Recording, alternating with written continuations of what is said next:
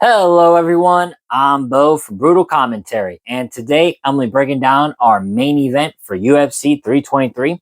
In this one, we have the bantamweight champion, the Machine Merab Dvalishvili, taking on the former champion, Petr No Mercy Yan, the rematch, where the stakes are higher. We got some questions to answer, and somewhat of a different energy in this fight. Now, these two, these two fought last in March of 2023 when Merab was ascending to the title picture, but didn't really have that signature win that made him think, "Oh man, this guy's going to be a problem for whoever holds that belt." Meanwhile, Yan was coming off two losses: the split decision to Aljo and split decision to Sean O'Malley, and was kind of looking to get back in the win column.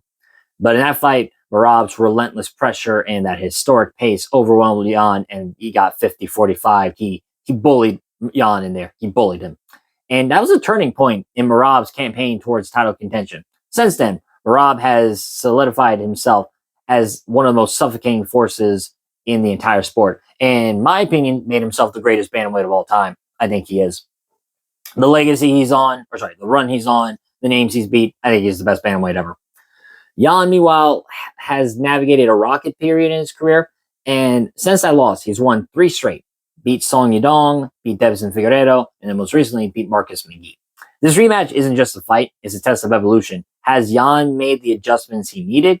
Can he manage the chaos, the pace, and the overwhelming presence the machine brings? And can Merab repeat the formula, or perhaps even refine it to insert himself as the unstoppable champion that at this point he is? Because this is huge for Merab. If he wins, he will be the first bantamweight in UFC history to have 4 title defenses in a single reign. And he'll be the only fighter ever in UFC history to have 4 title defenses in a calendar year. No other champion has done it. And win or lose, but especially if he wins, he's fighter of the year. Plain and simple. If he wins, he's fighter of the year for sure. Even if he loses, I think he's fighter of the year. So, starting with Merab. You've got a fighter who basically looked at the rule book, right? Merab looked at the rule book of MMA and said, "This is for the mortals. Get that the fuck out of here." He defies logic. He applies a pace and pressure that most fighters simply cannot replicate in the training room. Merab isn't built on precision striking or world-class finishing skills. He's built on volume, relentlessness, and chain wrestling and the ability to turn a 15 or 25-minute fight into a test of willpower and endurance. What makes Merab so effective is the way his pressure functions as a system rather than a series of isolated actions. He doesn't shoot takedowns to hold opponents down. He shoots to force reactions. Every failed shot is a setup for the next. Every clinch entry is a way to burn his opponent's leg, test their balance, and empty the gas tank. Every scramble is a chance to push the pace further. I mean, you're talking about a fighter with the greatest cardio we have ever seen. I don't think there will ever be a fighter that can replicate the cardio Merab has. Technically, his wrestling style is built around repeated level changes, relentless mat returns, and upper body cage control. He actually even does a really good job of holding his own glove, which at the time I didn't know. Apparently, you can't hold your own glove in MMA, and he's really good at it. He's very good at winning minutes, killing that clock, and forcing opponents to carry weight. His style drains confidence. Opponents begin each round knowing exactly what's coming, and they cannot fucking stop it. Not Umar Nurmagomedov, not Sean O'Malley, not Jose Aldo, who granted did defend all of his takedowns, but still, not Henry Cejudo. Nobody. I don't know how the fuck Ricky Simon beat him, even though technically that fight was disputed and was a bit controversial. And now his striking is not elite either, but he's getting better with his striking. I mean, he hurt Corey Sandhagen the worst I'd ever seen him. I mean, the worst Sandhagen had ever been hurt in the striking was when Yan dropped him, but Rob nearly finished him. He's getting better. I mean, he just finished Sean O'Malley with a north-south choke. It's not fair. It's not fair that he's getting better. Shit. And that mentality of Merab is just so good, man. Maybe it's a psychological thing. I don't know. Maybe he's just too happy to be tired. That might be it. Maybe. Either way, Merab's just his pressure, his chain wrestling. Like he's very good at going for the single leg, his opponents break grip and they give their back. He changes to a tight waist and then uses his judo to take his opponents down. They get back up, mat return. They get back up, mat return.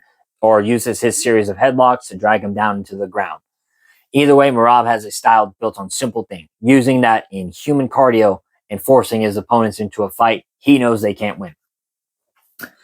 Now, Petr Yan is the exact opposite of this. He is structured, discipline. He has structure, discipline, timing, and calculation. His striking is among the cleanest and most mechanically sound in the UFC.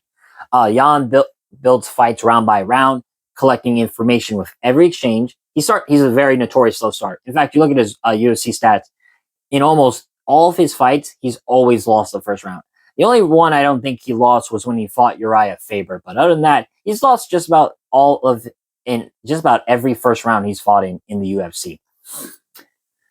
Yan's boxing is the core of his game, though. He uses a tight, high guard, effective footwork, and a steady forward march designed to pressure without overextension. His jab is precise, his counters are sharp, and his ability to attack the body and head with fluid combination make him dangerous whenever he plants his feet. Excuse me.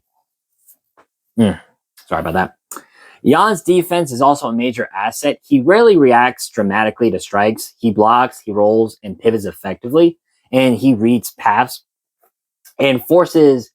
And once he figures out the timing, he blasts his opponent, like that cheap kick to the face against Uriah Faber, or the hook, the spinning back fist he landed on Sandhagen, for example. His grappling is pretty underrated. Yan has strong takedown defense. He's got excellent balance and very good at scrambling. In fact, you look at the first fight, while Yan did get whooped, he did stuff 31 of Merab's 49 takedowns. Merab only got 11 takedowns, if my memory serves correctly, in that fight, which is very impressive. And I know Yan said he was injured in that fight with a broken hand. I mean, Merab was also injured with his own broken hand, but Merab did excellent. I don't know what to say about that one. However, the biggest challenge in this matchup is the pace. Yan likes structure. He likes to collect data. He likes patterns. Merab doesn't give him the luxury to analyze or adapt in the way he prefers. Instead, he forces Yan to react immediately, constantly, and without much of a breath. So for Yan to win, he's going to need space, rhythm, and timing. And those are the exact elements Merab takes away from every opponent he faces. Now, the first fight told us a lot, but not everything. It showed that Merab's pace is a real problem for Yan. It showed that Yan struggled to create the space required for his most dangerous weapons. It showed that Merab's cardio can maintain suffocating pressure for 5 rounds. But rematches are never identical unless you're Justin Gaethje and Rafael Fiziev. Yan now knows the level of pace he's facing. Merab knows Yan's defensive wrestling and counterpunching tendencies. So both fighters are definitely going to make adjustments in this one. The stylistic core remains the same, though. It's Merab's chaos versus Petr Yan's structure. The question is whether Yan can take the information from the first fight and build a clearer roadmap. Stuff more takedowns early, create more lateral movement, and punish Merab's entries with harder, more committed counters. Yan does his best work when he can force opponents into clean exchanges, but Merab doesn't allow clean exchanges. He doesn't even allow exchanges at normal speed. The small battles will determine the outcome. Whether Yan can pivot off the cage instead of backing straight up, whether he can make Merab pay with meaningful shots rather than glancing punches, and whether Merab can continue to make strikes and takedowns at a level that prevents Yan from settling his feet. Yan's absolutely has a path to victory because his power is real in this division. He's hurt many of his opponents, and he can break down the Georgian fighter with bodywork and counters. But that requires a level of spacing control that few have ever managed against Merab. And if the fight turns into a battle of endurance again, Merab wins. Honestly, I feel like this matchup is simple. The matchup itself, the machine, the mechanics, the cardio demand, the rhythm, it all still favors Merab. Petr Yan is one of the most technically sharp fighters in the bantamweight division. His counter-striking, his defensive awareness, and his ability to adapt inside fights remains elite. But no matter what he does, I think his style is the worst. Or sorry, Merab's style is the worst against Petr Yan because Jan's style is all built around reading patterns. Is about building patterns and reading his opponent's movements, but Merab's just simply going to give him too many reads for Yan.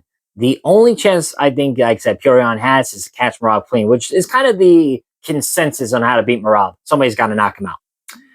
But it doesn't seem to work, man.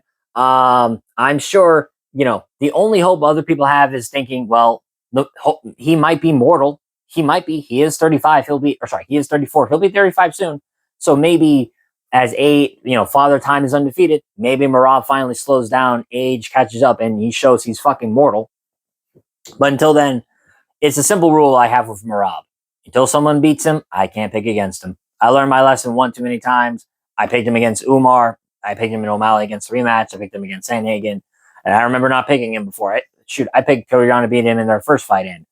I mean, damn, it was egg on my face badly in that pick. But I think not only are Merab's improvements going to help him tremendously in this fight, I just think his style is the perfect counter for Petr Yan. So my official prediction,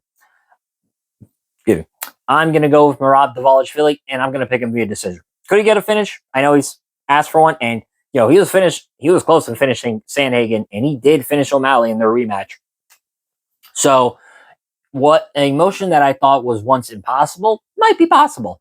I'm going to pick Merab Dvalishvili, and I'm still going to pick him via decision. Though a finish would surprise me for sure, but I don't think it would surprise me as badly as it would the first time I saw him get a finish against O'Malley.